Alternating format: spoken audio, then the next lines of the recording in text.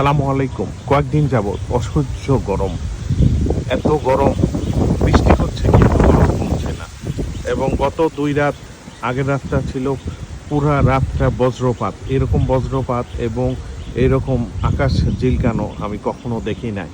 এবং প্রচুর বৃষ্টি হয়েছিল, তারপরেও কিন্তু গতকাল ঠান্ডা ওরকম গরম মানে কমে নাই।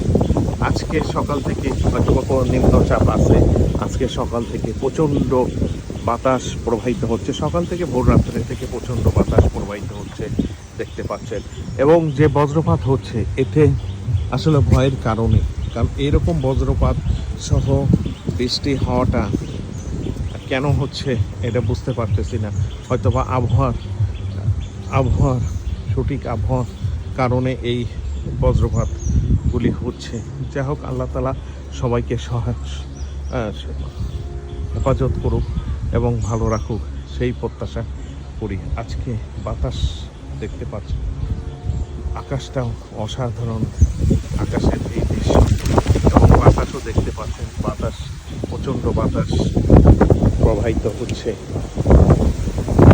ধন্যবাদ, সবাই ভালো থাকবেন, সবুজের সাথে থাকবেন সেই প্রত্যাশা করি।